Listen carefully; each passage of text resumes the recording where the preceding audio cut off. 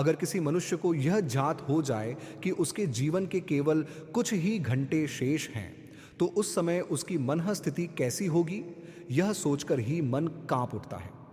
जिस व्यक्ति ने पूरी जिंदगी संसार के कामों, रिश्तों, धन दौलत और मान सम्मान में बिताई हो, वह उस अंतिम समय में क्या सोच रहा होगा?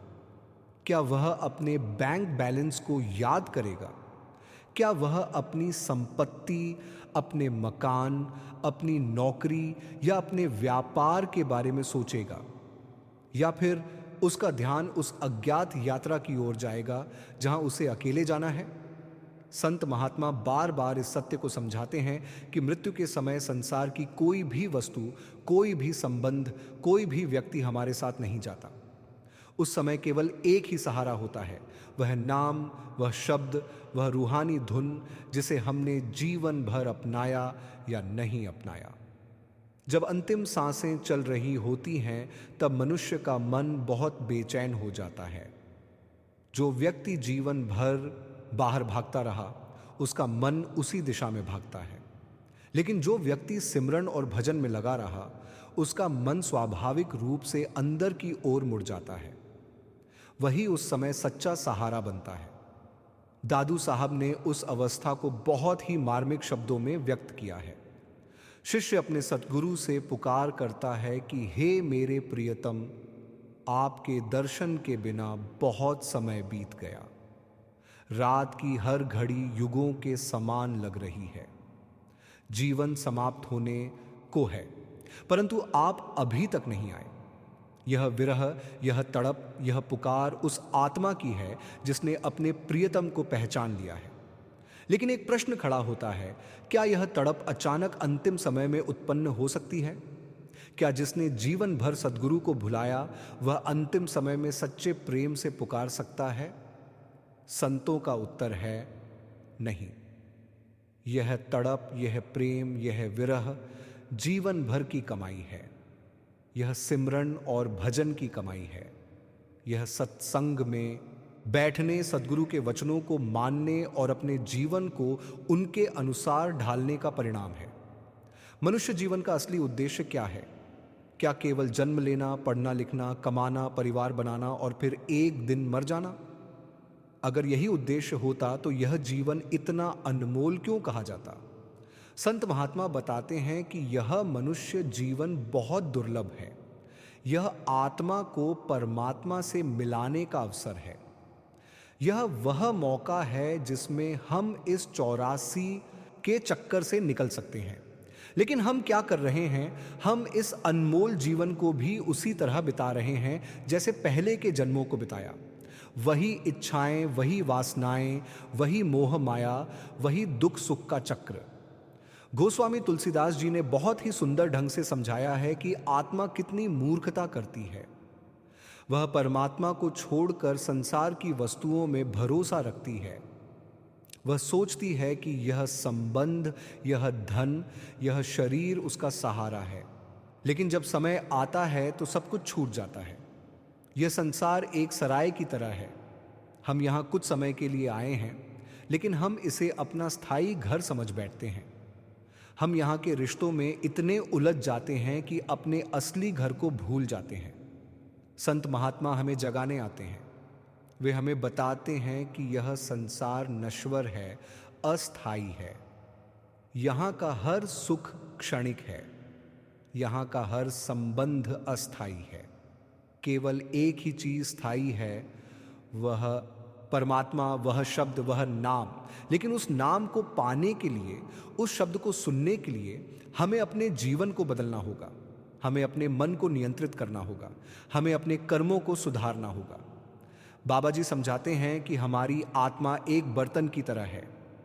अगर यह बर्तन गंदा है तो इसमें अमृत कैसे भरेगा? अगर हमारा मन वासनाओं, इच्छाओं, क्रोध, लोभ और अहंकार से भरा हुआ है तो उसमें परमात्मा का प्रेम कैसे आएगा? इसलिए सबसे पहले हमें अपने इस बर्तन को साफ करना है, और यह सफाई सिमरन और भजन से होती है। सिमरन क्या है? सिमरन केवल शब्दों का दोहराव नहीं है। सिमरन वह प्रक्रिया है जिसमें हम अपने मन को बार बार परमात्मा की ओर ले जाते हैं। जब भी मन भटकता है हम उसे वापस नाम में लगाते हैं। भजन क्या है? भजन वह अवस्था है जिसमें हम अंदर की धुन को सुनते हैं। वह शब्द जो हर समय हमारे अंदर गूंज रहा है, उसे सुनना ही भजन है। जब हम नियमित रूप से सिमरन और भजन करते हैं तो धीरे धीरे हमारा मन शांत होने लगता है, हमारी इच्छाएं कम होने लगती हैं, हमारा ध्यान अंदर की ओर जाने लगता है। और यही वह तैयारी है जो हमें अंतिम समय के लिए करनी है। अगर हमने जीवन भर सिमरन किया है तो अंतिम समय में भी हमारा मन उसी में लगेगा। अगर हमने जीवन भर संसार का सिमरन किया है तो अंतिम समय में भी वही याद आएगा। इसलिए संत महात्मा कहते हैं कि हर पल हर क्षण बहुत महत्वपूर्ण है। हर पल हम एक निर्णय ले रहे हैं कि हम किसका सिमरन कर रहे हैं। शबरी की कहानी भी हमें यही सिखाती है। एक गरीब भीलनी जिसके पास देने के लिए कुछ नहीं था, उसने अपने प्रेम से परमात्मा को बांध लिया। उसने सालों तक इंतजार किया, बिना थके, बिना रुके। वह रोज बेर इकट्ठा करती थी, उन्हें छकती थी और केवल मीठे बेर ही भगवान को भेंट करने के लिए रखती थी। यह केवल एक कहानी नहीं है, यह एक शिक्षा है। जैसे शबरी ने खट्टे बेर फेंक दिए, वैसे ही हमें अपने मन के खट्टे विचारों को फेंकना है। हमें अपने अंदर के क्रोध, लोभ, अहंकार, ईर्ष्या को त्यागना है और केवल प्रेम, भक्ति और सिमरन को अपने सतगुरु को भेंट करना है।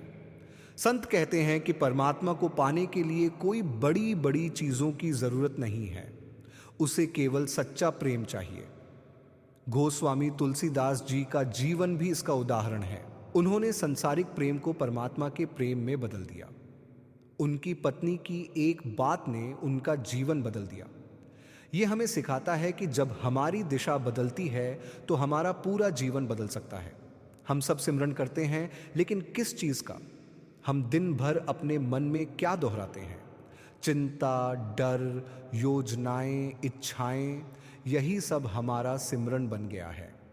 अगर हम इसी सिमरन को बदल दें और नाम का सिमरन शुरू कर दें तो हमारा जीवन बदल सकता है। संत महात्मा कहते हैं कि जब हम प्रेम और विश्वास से सिमरन करते हैं तो हमारा मन धीरे धीरे एकाग्र होने लगता है, हमारा ध्यान अंदर की ओर जाने लगता है और यही वह मार्ग है जो हमें परमात्मा तक ले जाता है।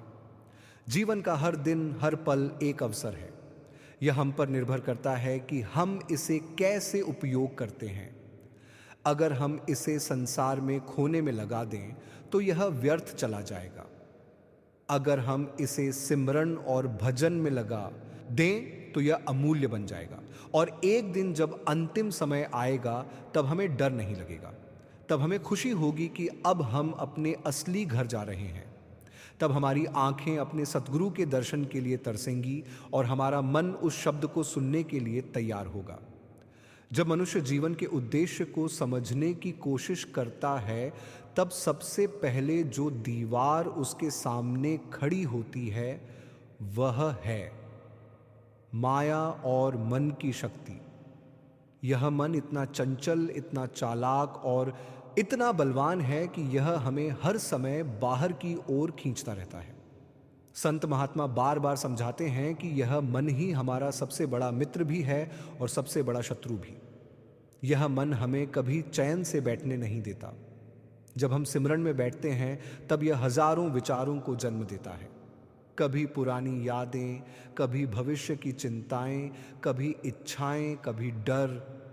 यह मन हर तरह के जाल बुनता रहता है और यही माया का खेल है। माया क्या है? माया केवल धन दौलत या वस्तुएं नहीं है। माया वह हर चीज है जो हमें परमात्मा से दूर करती है। माया वह है जो असत्य को सत्य जैसा दिखाती है और सत्य को छुपा देती है। माया हमें यह विश्वास दिलाती है कि यह संसार ही सब कुछ है, यही हमारा घर है, यही हमारी मंजिल है। लेकिन संत महात्मा कहते हैं कि यह संसार एक सपना है। जैसे हम रात को सपना देखते हैं और उसमें रोते हंसते हैं, लेकिन जब जागते हैं तो पता चलता है कि वह सब झूठ था, उसी तरह यह संसार भी एक सपना है। इस माया के जाल में फंसकर आत्मा अपने असली स्वरूप को भूल जाती है। वह खुद को शरीर समझने लगती है, रिश्तों में उलझ जाती है, इच्छाओं में बंध जाती है, और यही बंधन उसे बार बार जन्म मरण के चक्कर में डाल देते हैं। तुलसीदास जी ने रामायण के माध्यम से इसी रहस्य को बहुत सुंदर ढंग से समझाया है। आम तौर पर लोग रामायण को एक ऐतिहासिक कथा समझते हैं, राम, सीता और रावण की कहानी। लेकिन संतों की दृष्टि में यह एक रूहानी ग्रंथ है जो हमारे अंदर चल रही लड़ाई को दर्शाता है। राम कौन है? राम उस परमात्मा का प्रतीक है, वह चेतना, वह शक्ति जो हमारे अंदर विद्यमान है। सीता कौन है? सीता आत्मा का रूप है, वह पवित्र निर्मल परमात्मा से जुड़ी हुई आत्मा। और रावण क्या है? रावण हमारा मन है, 10 सिर वाला, अर्थात 10 इंद्रियों में फैला हुआ, अहंकार और इच्छाओं से भरा हुआ। जब आत्मा इस संसार में आती है तो वह मन के जाल में फंस जाती है। जैसे रामायण में रावण सीता का हरण कर लेता है, उसी तरह मन आत्मा को अपने वश में कर लेता है। आत्मा फिर इस संसार की लंका में कैद हो जाती है। रामायण की पूरी कथा आत्मा की मुक्ति की कहानी है। राम का रावण से युद्ध करना, यह हमारे अंदर का संघर्ष है। अच्छाई और बुराई के बीच, आत्मा और मन के बीच। दशहरा का त्योहार इसी विजय का प्रतीक है। जब हम रावण का पुतला जलाते हैं तो उसका असली अर्थ यह है कि हमें अपने अंदर के रावण को जलाना है। काम, क्रोध, लोभ, मोह और अहंकार, ये सब हमारे अंदर के रावण के सिर हैं। लेकिन क्या केवल पुतला जलाने से हमारा रावण जल जाता है? नहीं। असली दशहरा तब होता है जब हम अपने मन पर विजय प्राप्त करते हैं, जब हम अपने विचारों को नियंत्रित करते हैं, जब हम सिमरन और भजन के माध्यम से अपने मन को शांत करते हैं। तुलसीदास जी कहते हैं कि वही सच्चा वीर है जो अपने मन को जीत लेता है। बाहरी युद्ध जीतना आसान है, लेकिन अपने मन को जीतना सबसे कठिन है। और फिर आती है दिवाली। जब राम सीता को लेकर अयोध्या लौटते हैं तो दीप जलाए जाते हैं, खुशियां मनाई जाती हैं। लेकिन इसका भी एक गहरा रूहानी अर्थ है। जब आत्मा, सीता, मन रावण के बंधन से मुक्त होकर परमात्मा राम से मिलती है, तब असली दिवाली होती है। तब हमारे अंदर प्रकाश फैलता है, तब अज्ञान का अंधेरा दूर होता है। संत महात्मा कहते हैं कि असली दिवाली बाहर नहीं, अंदर मनानी है। जब हमारे अंदर नाम का प्रकाश जलता है, तब हर दिन दिवाली बन जाता है। स्वामी जी ने कहा है कि संत हर रोज सतलोक में दिवाली मनाते हैं। इसका अर्थ है कि जो आत्मा परमात्मा से जुड़ जाती है, उसके लिए हर दिन आनंद का होता है। लेकिन यह अवस्था कैसे प्राप्त होती है? यह केवल सतगुरु की कृपा से संभव है। सतगुरु ही हमें उस मार्ग पर चलना सिखाते हैं। वे ही हमें नाम देते हैं, वे ही हमें सिमरन और भजन का तरीका बताते हैं। सतगुरु के बिना यह मार्ग अंधकारमय है। जैसे अंधेरे में बिना दीपक के रास्ता नहीं दिखता, वैसे ही सतगुरु के बिना आत्मा अपने घर का रास्ता नहीं ढूंढ सकती। तुलसीदास जी कहते हैं कि परमात्मा की कृपा से ही सतगुरु मिलते हैं और सतगुरु की कृपा से ही परमात्मा की प्राप्ति होती है। यह नाम क्या है? यह कोई साधारण शब्द नहीं है। ये वह धुन है, वह नाद है जो सृष्टि की रचना का आधार है। ये वह शक्ति है जो हर जीव के अंदर मौजूद है। जब हम सिमरन करते हैं तो हम उस नाम को याद करते हैं, और जब हम भजन करते हैं तो हम उस धुन को सुनते हैं। धीरे धीरे हमारा ध्यान उस धुन में लगने लगता है, और एक समय ऐसा आता है जब हम उस धुन के साथ जुड़ जाते हैं। वही हमें ऊपर ले जाती है, हमारे असली घर की ओर। तुलसीदास जी ने नाम की महिमा को बहुत ऊंचा बताया है। वे कहते हैं कि राम भी नाम के गुणों को पूरी तरह नहीं गा सकते, इतना महान है यह नाम।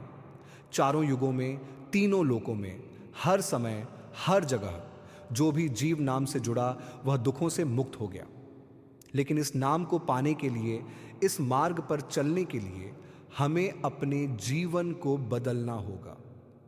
हमें अपने वचनों पर कायम रहना होगा। जब हमें नामदान मिलता है तब हम कुछ वायदे करते हैं। यह वायदे केवल औपचारिकता नहीं है, यह हमारी लक्ष्मण रेखा है।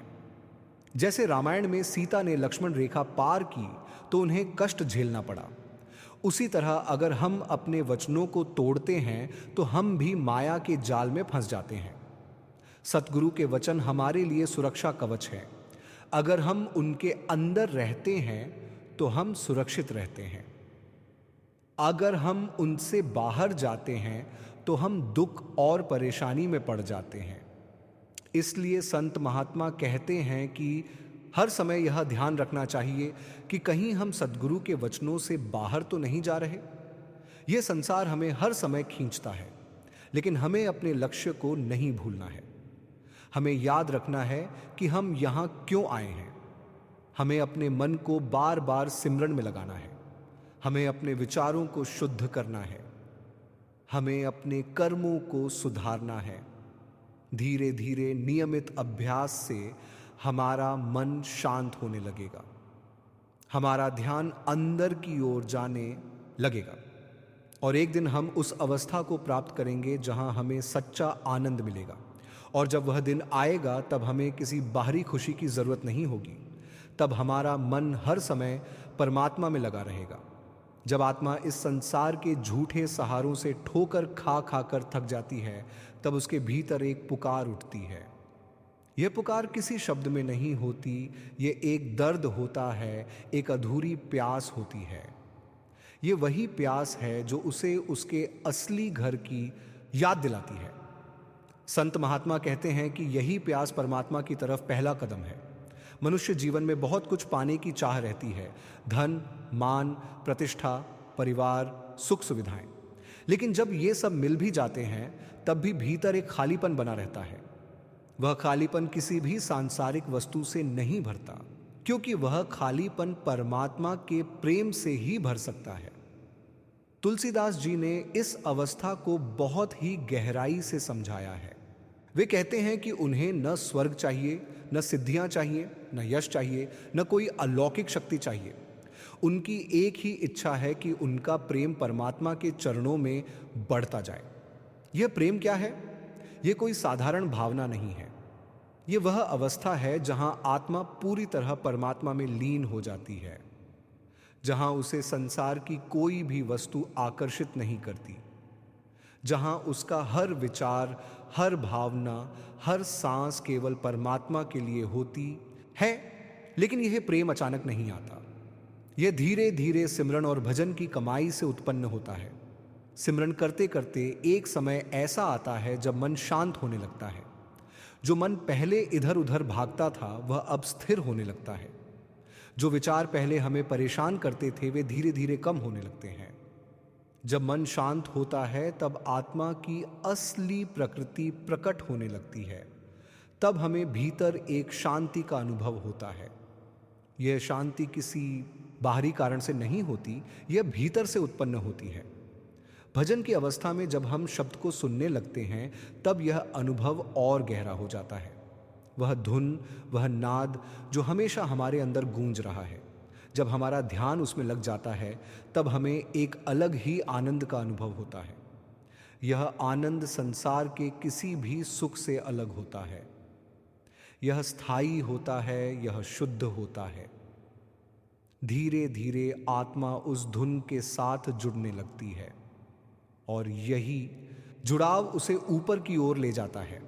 संत महात्मा कहते हैं कि यह मार्ग बहुत सूक्ष्म है। यह आंखों से नहीं देखा जा सकता, यह केवल अनुभव किया जा सकता है।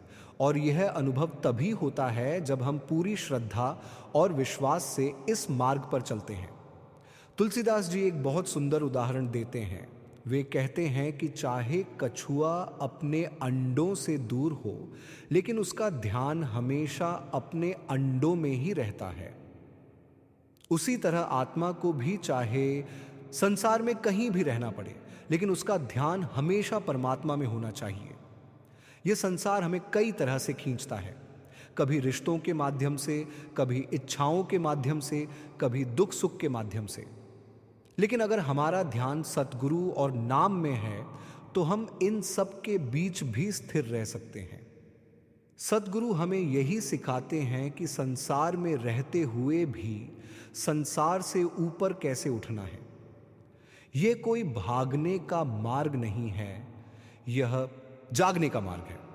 हमें अपने कर्तव्यों को निभाना है, अपने परिवार के साथ रहना है, अपना काम करना है, लेकिन इन सब के बीच हमें अपने असली उद्देश्य को नहीं भूलना है।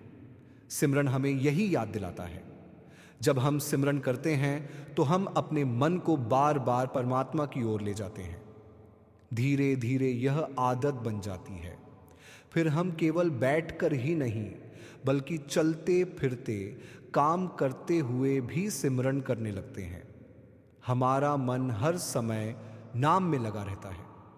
यही सिमरन की असली कमाई है। बाबा जी अक्सर समझाते हैं कि हमें अपने वचनों को प्राथमिकता देनी चाहिए। हमें रोजाना सिमरन और भजन के लिए समय निकालना चाहिए। यह समय कोई बोझ नहीं है, यह हमारी आत्मा की खुराक है। जैसे शरीर को भोजन की जरूरत होती है, वैसे ही आत्मा को सिमरन और भजन की जरूरत होती है। अगर हम इसे नियमित रूप से करते हैं तो हमारी आत्मा मजबूत होती है, हमारा मन नियंत्रित होता है, हमारे विचार शुद्ध होते हैं। लेकिन अगर हम इसमें लापरवाही करते हैं तो हमारा मन फिर से पुराने रास्ते पर चलने लगता है। इसलिए नियमितता बहुत जरूरी है। संत महात्मा कहते हैं कि इस मार्ग पर धैर्य बहुत जरूरी है। हमें तुरंत परिणाम की अपेक्षा नहीं करनी चाहिए। जैसे कोई बीज बोता है तो उसे पेड़ बनने में समय लगता है, उसी तरह सिमरन और भजन की कमाई भी धीरे धीरे फल देती है। हमें बस अपना काम करते रहना है। नियमित सिमरन, नियमित भजन और सतगुरु के वचनों का पालन। धीरे धीरे हमारे अंदर परिवर्तन आने लगता है, हमारा स्वभाव बदलने लगता है। हम पहले की तरह क्रोधित नहीं होते, हम पहले की तरह लोभी नहीं होते, हम पहले की तरह अहंकारी नहीं होते। हमारे अंदर विनम्रता आती है, प्रेम आता है, सहनशीलता आती है, और यही सच्ची प्रगति है। तुलसीदास जी कहते हैं कि चाहे हमारे कर्म हमें कहीं भी ले जाएं, लेकिन परमात्मा का प्रेम कभी कम नहीं होना चाहिए। यह प्रेम ही हमें संभालता है, यह प्रेम ही हमें गिरने से बचाता है, यह प्रेम ही हमें आगे बढ़ने की शक्ति देता है। जब यह प्रेम गहरा हो जाता है तब आत्मा और परमात्मा के बीच की दूरी समाप्त होने लगती है। फिर हमें हर जगह वही दिखाई देता है। हर व्यक्ति में, हर परिस्थिति में, हर घटना में हमें वही परमात्मा दिखाई देता है। यह अवस्था बहुत ऊंची है, लेकिन यह असंभव नहीं है। संत महात्मा हमें यही दिखाने आते हैं कि यह संभव है। वे हमें मार्ग दिखाते हैं, वे हमें प्रेरणा देते हैं, वे हमें शक्ति देते हैं, लेकिन चलना हमें ही है। हमें अपने जीवन में यह निर्णय लेना है कि हम किस दिशा में जाना चाहते हैं। क्या हम संसार के पीछे भागते रहना चाहते हैं या परमात्मा की ओर बढ़ना चाहते हैं? यह निर्णय हर पल लिया जाता है। जब हम क्रोध करते हैं तब हम एक दिशा में जा रहे होते हैं। जब हम प्रेम करते हैं तब हम दूसरी दिशा में जा रहे होते हैं। जब हम लोभ करते हैं तब हम नीचे गिरते हैं। जब हम संतोष रखते हैं तब हम ऊपर उठते हैं। सिमरन हमें सही दिशा में ले जाता है। यह हमें हर पल याद दिलाता है कि हमें क्या करना है, और धीरे धीरे यह सिमरन ही हमारा स्वभाव बन जाता है। फिर हमें प्रयास नहीं करना पड़ता, हमारा मन अपने आप नाम में लग जाता है, और यही वह अवस्था है जहां आत्मा अपने असली घर की ओर बढ़ने लगती है। जब मनुष्य संसार में आता है तब वह रोते हुए आता है और संसार हंसता है, लेकिन संत महात्मा कहते हैं कि जीवन ऐसा जियो कि जब अंत समय आए तब संसार रोए और आत्मा हंसते हुए अपने असली घर को जाए। ये कोई साधारण बात नहीं है, ये पूरी जिंदगी की कमाई का परिणाम है। हमने पहले भी विचार किया कि यदि हमें पता चल जाए कि हमारे जीवन के कुछ ही क्षण शेष हैं तो हमारी अवस्था कैसी होगी। यही अंतिम क्षण हमारी पूरी जिंदगी का सार होते हैं। उस समय कोई दिखावा नहीं चलता, कोई झूठ नहीं चलता। जो भीतर है वही सामने आता है। जिसने जीवन भर संसार का सिमरन किया, उसका मन उसी में उलझा रहेगा। लेकिन जिसने जीवन भर नाम का सिमरन किया, उसका मन उसी नाम में टिक जाएगा और वही नाम उस समय उसका सहारा बनेगा। संत महात्मा कहते हैं कि मृत्यु कोई अंत नहीं है, यह केवल एक द्वार है, एक अवस्था से दूसरी अवस्था में जाने का मार्ग। लेकिन यह मार्ग कैसा होगा, यह इस बात पर निर्भर करता है कि हमने जीवन कैसे जिया।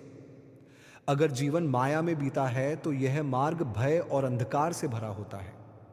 लेकिन अगर जीवन सिमरन और भजन में बीता है तो यही मार्ग प्रकाशमय हो जाता है। सतगुरु का सबसे बड़ा वरदान यही है कि वे हमें इस अंतिम समय के लिए तैयार करते हैं। वे हमें केवल ज्ञान नहीं देते, वे हमें अनुभव का मार्ग देते हैं। जब शिष्य सच्चे मन से सिमरन और भजन करता है तो धीरे धीरे उसके अंदर सद्गुरु का रूप बसने लगता है। वह हर समय उनकी मौजूदगी को महसूस करता है। फिर एक समय ऐसा आता है जब उसे अकेलापन नहीं लगता। वह जानता है कि सद्गुरु हर समय उसके साथ हैं, चाहे वह इस दुनिया में हो या अगली दुनिया में। और यही विश्वास उसे निर्भय बना देता है। डर किस बात का होता है? अज्ञात का। लेकिन जब हमें यह विश्वास हो कि हमारे साथ कोई है जो हमें मार्ग दिखाएगा, जो हमें संभालेगा, तो डर समाप्त हो जाता है। संत महात्मा कहते हैं कि सतगुरु केवल इस जीवन में ही नहीं बल्कि मृत्यु के बाद भी आत्मा के साथ रहते हैं। वे उसे उस मार्ग पर ले जाते हैं जो उसे उसके असली घर तक पहुंचाता है। लेकिन यह साथ तभी मिलता है जब हमने जीवन में उनसे रिश्ता बनाया हो। यह रिश्ता कैसे बनता है? यह सिमरन और भजन से बनता है। यह प्रेम और विश्वास से बनता है। अगर हमने केवल नाम लिया लेकिन मन कहीं और लगा रहा तो यह रिश्ता मजबूत नहीं होता। लेकिन अगर हमने सच्चे मन से पूरे प्रेम से सिमरन किया तो यह रिश्ता गहरा हो जाता है। तुलसीदास जी कहते हैं कि संसार का हर संबंध अस्थाई है, केवल एक ही संबंध स्थायी है, वह परमात्मा का। जब हम इस सत्य को समझ लेते हैं तब हमारे जीवन का दृष्टिकोण बदल जाता है। तब हम संसार में रहते हुए भी उससे बंधते नहीं हैं। हम अपने कर्तव्यों को निभाते हैं लेकिन उनमें लिप्त नहीं होते। हम अपने रिश्तों को निभाते हैं लेकिन उनमें खोते नहीं हैं। हम जानते हैं कि यह सब अस्थाई है और हमारा असली घर कहीं और है, और यही समझ हमें मुक्त करती है। एक समय ऐसा आता है जब आत्मा पूरी तरह तैयार हो जाती है। तब उसे संसार का कोई आकर्षण नहीं रहता। तब वह केवल अपने प्रियतम से मिलने की इच्छा रखती है। और जब वह अंतिम क्षण आता है तब वह डरती नहीं है, वह खुश होती है। उसे लगता है कि अब वह अपने घर जा रही है। संत महात्मा इस अवस्था को बहुत सुंदर ढंग से वर्णन करते हैं। अब एक प्रसंग समझते हैं। एक बुजुर्ग साधक थे जिन्होंने अपना पूरा जीवन सिमरन और भजन में बिताया।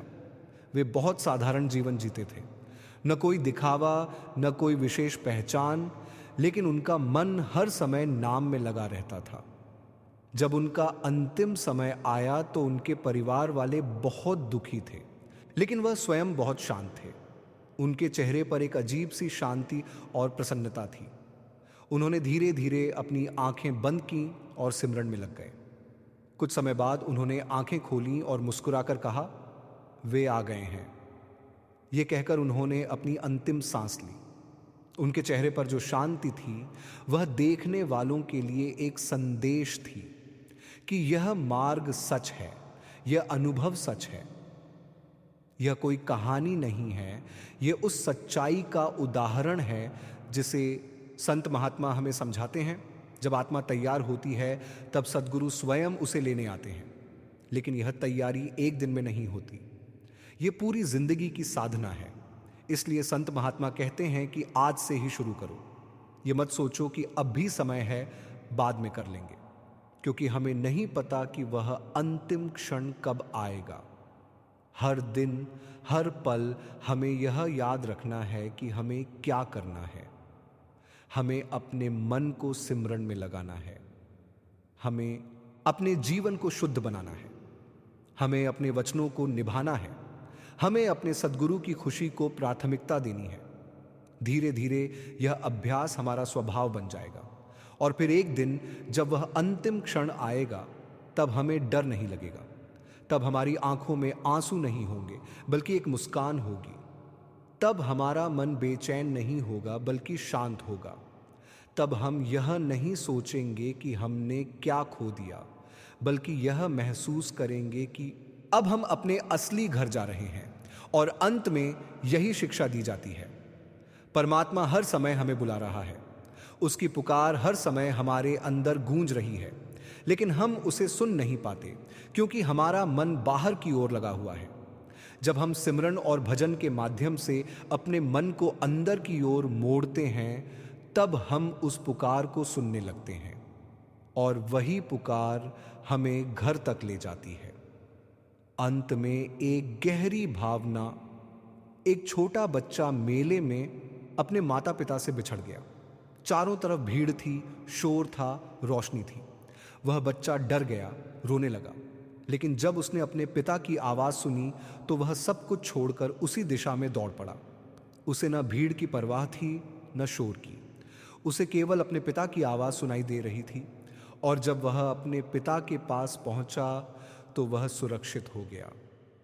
उसी तरह हमारी आत्मा इस संसार के मेले में भटक रही है। माया का शोर, इच्छाओं की भीड़, दुख सुख की हलचल, इन सब के बीच हम अपने असली घर को भूल गए हैं। लेकिन सद्गुरु की आवाज़ हर समय हमें बुला रही है। अगर हम उस आवाज़ को पहचान लें, अगर हम सिमरन और भजन के माध्यम से उसे सुनने लगे, तो हम भी उस बच्चे की तरह अपने घर की ओर दौड़ पड़ेंगे।